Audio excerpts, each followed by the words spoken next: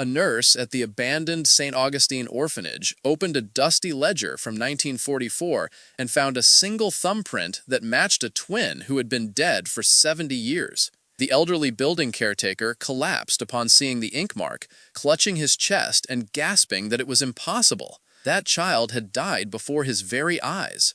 He had helped bury the small coffin himself, yet somehow the print remained, fresh, distinct, and unmistakably belonging to one of the infamous Augustine twins. The leather-bound ledger had been discovered during renovations of the orphanage's east wing, sealed within a wall cavity that hadn't been opened since World War II.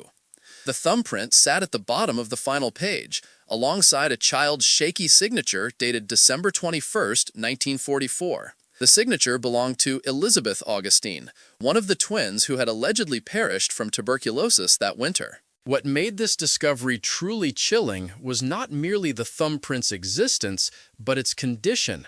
The whorls and ridges remained so crisp that forensic analyst Dr. Helena Mercer initially assumed it had been pressed into the paper just days before, not 7 decades prior. The ink should have degraded significantly over 70 years, Dr. Mercer explained, her voice wavering slightly as she adjusted her glasses. But when we ran it through our database, the chemical composition showed properties inconsistent with aging. This ink contained compounds that shouldn't exist in a document from 1944. Even more disturbing, the thumbprint contained trace elements of a substance we've been unable to identify. The orphanage had been abandoned since 1972, following a series of unexplained deaths among both staff and children. Local authorities had deemed the dilapidated Victorian structure unsafe, closing it permanently after complaints of strange noises, unexplained cold spots, and multiple sightings of 2 identical young girls wandering the halls long after all children had been relocated. The current renovation project, spearheaded by Westlake Historical Society, aimed to transform the building into a museum dedicated to the often overlooked history of war orphans. Senior nurse Amelia Thornton, who had been volunteering to catalog medical records for the museum, was the first to open the ledger. What she found inside made her blood run cold. The records were meticulous: daily temperature readings, medication administrations, physical assessments, but something was very wrong, she recalled, her hands still shaking hours after the discovery. The entries for Elizabeth Augustine continued for 17 months after her supposed death. Whoever was keeping these records was treating a dead child. When Thornton reached the final page, she noticed the thumbprint and immediately felt an overwhelming sensation of cold, as though the temperature in the room had plummeted 30 degrees in seconds. The elderly caretaker, 78-year-old Walter Jenkins, happened to be passing by when he heard her gasp. Upon seeing the open ledger, his face turned ashen. Jenkins collapsed against the doorframe, clutching his chest and struggling to speak. "That's impossible," he had whispered, pointing a trembling finger at the page. "I was there. I saw her body. I helped bury her myself." Jenkins was only 8 years old when he first arrived at St. Augustine as an orphan, eventually staying on as maintenance staff well into adulthood. His intimate knowledge of the orphanage's history made his reaction all the more disturbing. Paramedics were called to treat Jenkins, who suffered a minor heart attack from the shock. As they wheeled him out, he grabbed Thornton's wrist with surprising strength. "They were never supposed to be separated," he whispered hoarsely. "That's why she never left." The notorious Augustine twins, Elizabeth and Catherine, had been left at the orphanage as infants in 1938. Their arrival caused quite a stir, as identical twins were considered somewhat of a marvel in the small community. According to historical accounts, the girls were inseparable, often speaking in unison and displaying an uncanny ability to know what the other was thinking. Staff notes described their habit of finishing each other's sentences and knowing when the other was in distress, even when separated by multiple floors. Dr. William Hayes, the orphanage physician during the 1940s, had taken a special interest in the twins. His journals, recovered during earlier renovations, detailed numerous experiments conducted to test the limits of their apparent psychic connection. Most of these tests were relatively benign, having one twin draw a picture while the other attempted to reproduce it from another room, or pinching one twin to see if the other would react. However, later entries became increasingly disturbing, with Hayes documenting more invasive procedures that would violate modern ethical standards. The most troubling aspect of this case isn't the thumbprint itself, but what we found when we cross-referenced it with original documentation, explained forensic historian Dr. Elias Montgomery. According to death certificates, Elizabeth Augustine died on December 6, 1944, from tuberculosis. Her identical twin Catherine supposedly died 3 days later from the same illness. Yet, we have treatment records continuing for Elizabeth well into 1946, and this thumbprint dated over 2 weeks after her documented death. The mystery deepened when researchers discovered discrepancies in the burial records. While 2 death certificates existed, the local cemetery only had record of a single burial under the Augustine name. Furthermore, the grave marked for Augustine E and C contained only one child-sized coffin when ground-penetrating radar was used to examine the site. Someone was keeping extensive medical records for a child who was officially declared dead, Dr. Montgomery continued, his expression grave. The question is, which twin actually died, if either of them did at all? Forensic analysis of the ledger revealed another chilling detail. The handwriting of the entries changed dramatically after Elizabeth's official death date. Prior records were kept in the precise, measured script of Dr. Hayes, while the later entries appeared increasingly erratic, almost childlike in their formation. Linguistic experts suggested the later entries may have been written by someone with minimal education, or possibly even by a child. Walter Jenkins, having recovered enough to speak with investigators, provided testimony that sent shivers down the spines of everyone present. Dr. Hayes changed after the first twin died, he recounted, his rheumy eyes distant with memory. He locked himself in the East Wing medical room for days at a time. We could hear sounds, mechanical sounds, like gears turning, and sometimes crying. The staff told us children to stay away, that there was danger of infection. But I saw him once, carrying something wrapped in sheets down to the basement in the middle of the night, something that was moving. Jenkins paused, his weathered hands trembling. A week later, I saw one of the twins walking down the hallway. I thought it was Catherine at first, but that was impossible. I'd watched them bury Catherine just days before. When she turned and looked at me, her eyes were wrong. They looked like glass, reflecting light in ways that human eyes don't. When I told the head mistress what I'd seen, she slapped me and locked me in the coal room for 2 days. Former residents of the orphanage were contacted following the discovery of the ledger. Most had been too young to remember the Augustine twins clearly, but several recalled being terrified of the girl who came back. 82-year-old Margaret Wilkins, who lived at St. Augustine from 1943 to 1950, remembered being awakened by strange mechanical clicking sounds from the East Wing. We weren't allowed in there, but sometimes at night, I'd see her walking past our dormitory window, even though our room was on the 3rd floor, Wilkins recounted, visibly distressed by the memory. She moved strangely, like she was being pulled by strings. The staff would tell us we were having nightmares, but we all saw her. Some nights, she would stand at the foot of a girl's bed until morning. That girl would always get sick within days. The discovery prompted authorities to reopen their investigation into the unexplained deaths that led to the orphanage's closure in 1972. Between 1945 and 1972, 27 children and 4 staff members died under mysterious circumstances. Most were officially attributed to tuberculosis or pneumonia, but autopsy records showed inconsistencies that modern medical examiners found troubling. Dr. Sophia Reeves, a pathologist reviewing the historical autopsies, noted, "Many of these children displayed symptoms inconsistent with the listed cause of death. Several had unusual puncture wounds at the base of the skull or along the spine that were never adequately explained."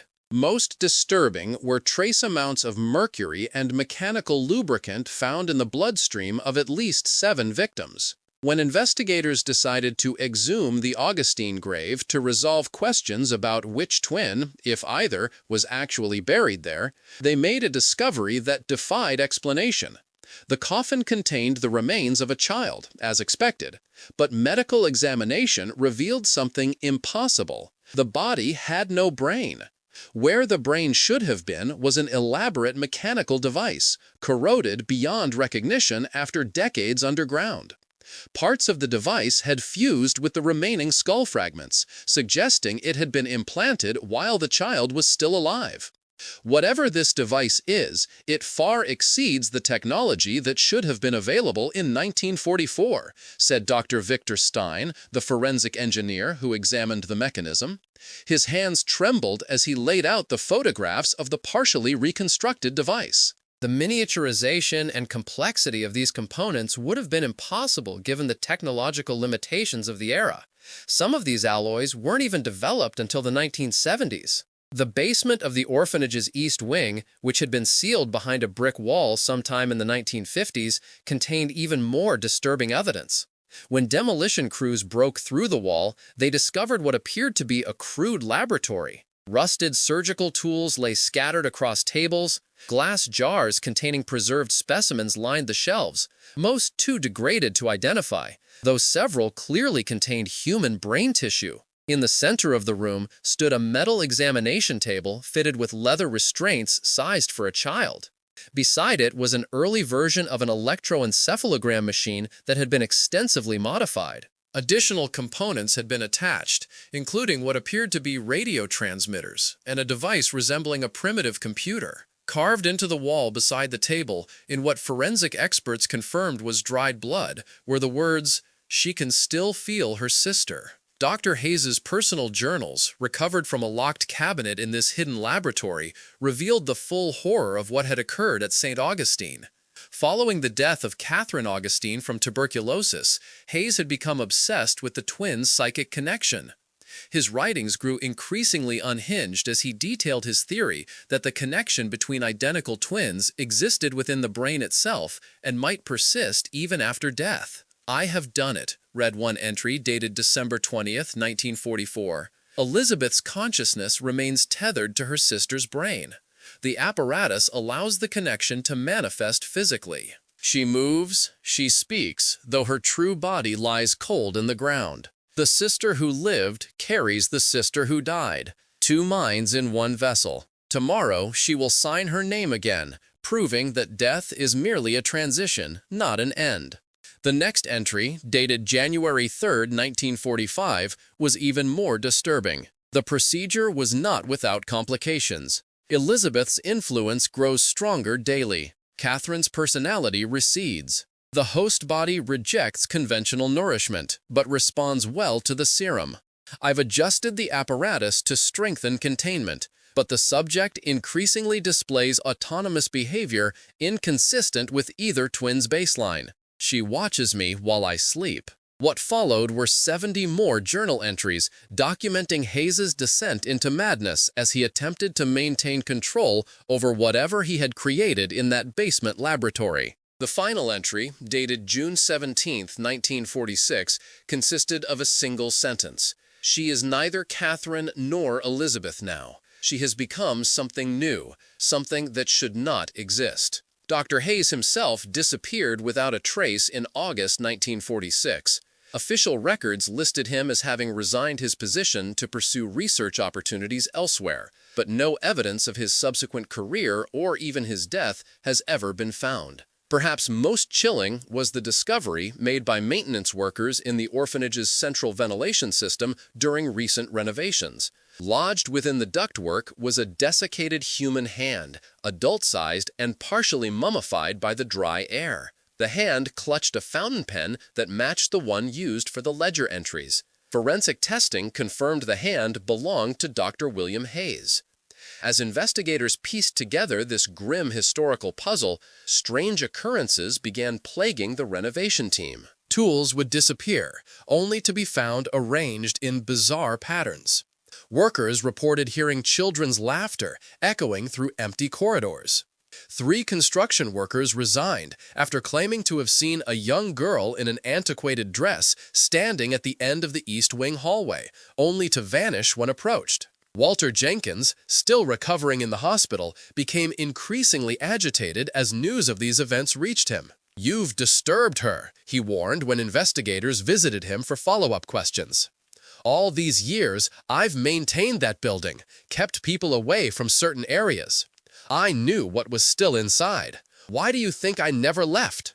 Someone had to make sure she stayed contained." When pressed about who she was, Jenkins became evasive, muttering about the merged one and how neither truly died because both still live. Before investigators could gain clarity, Jenkins suffered another, more severe heart attack and passed away during the night. Nurses reported that his final conscious moments were marked by terror as he pointed at an empty corner of his hospital room, screaming about glass eyes watching from inside the walls. The medical examiner performing Jenkins' autopsy made a discovery that defied rational explanation. Embedded in the old man's heart muscle was a small mechanical device, similar to the one found in the exhumed coffin, though more primitive in design. How and when this device had been implanted remains unknown, as Jenkins had no surgical scars and no medical records indicating such a procedure. The investigation took another sinister turn when nurse Amelia Thornton, who had first discovered the ledger, was found unconscious in the orphanage's East Wing. Though the area had been sealed off as part of the investigation, security footage showed Thornton entering the building at 2:13 a.m., despite her insistence that she had been home asleep. When she regained consciousness, Thornton had no memory of entering the building, but was clutching a page torn from Hayes' journal that investigators had never seen before. The page contained a crude diagram of a dual-brain interface device alongside calculations and the notation, "The twin bond creates the perfect bridge. 2 connected minds can occupy one body, but containment requires constant maintenance. If the apparatus fails, both consciousness will seek new vessels." Thornton's medical examination revealed an anomaly that left doctors baffled. Her fingerprints had changed. The whorls and patterns no longer matched those on file from her nursing credentials. Instead, they perfectly matched the thumbprint found in the 1944 ledger. "Something is very wrong with Nurse Thornton," Dr. Reeves confided to investigators after examining her. "Her pupils dilate asymmetrically. She speaks in 2 distinct voices, sometimes overlapping, and her brain scan shows activity patterns consistent with 2 separate consciousness signatures. Whatever happened in that orphanage 7 decades ago isn't finished." 3 days after this diagnosis, Thornton vanished from her secured hospital room. Security footage showed nothing entering or leaving, yet the room was empty when staff checked during morning rounds. The only evidence of disturbance was a message scrawled across the mirror in what appeared to be mercury. 2 become 1, become many. The investigation continues as authorities attempt to locate Thornton and understand the full scope of Dr. Hayes' experiments. The orphanage renovation has been indefinitely suspended, and the building has once again been sealed. Yet security guards report hearing children's footsteps and the rhythmic clicking of mechanical components moving within the walls. Most disturbing of all are the reports from local residents describing sightings of identical twin girls walking hand in hand through the town, always at dusk, always approaching people who live alone. Those who claim to have seen the twins up close describe eyes that reflect light like polished glass and movement that seems subtly mechanical, as though their bodies were being operated by something unfamiliar with human locomotion. County records reveal an unsettling pattern. Since the ledger's discovery 3 months ago, 7 residents have been reported missing. All lived alone, all within a 3-mile radius of St. Augustine Orphanage. In each empty home, investigators found a single thumbprint pressed into a prominent surface, a mirror, a television screen, a window, identical to the one found in the 1944 ledger. The latest missing person, reported just yesterday, was Dr. Helena Mercer, the forensic analyst who first examined the thumbprint. Her colleague, arriving to check on her after she missed 2 days of work, found her home empty but undisturbed. On her bathroom mirror was a thumbprint and 5 words written in condensation that had somehow not evaporated. Two minds need two bodies. Have you ever experienced unexplained mechanical sounds in your walls at night? Do you ever feel like someone is watching you, even when you're completely alone? Leave your experiences in the comments below, and remember to like this video and subscribe to the channel for more historical mysteries that blur the line between documented fact and the impossible. Remember, some secrets from the past refuse to stay buried, and the Augustan twins are still looking for new vessels to occupy.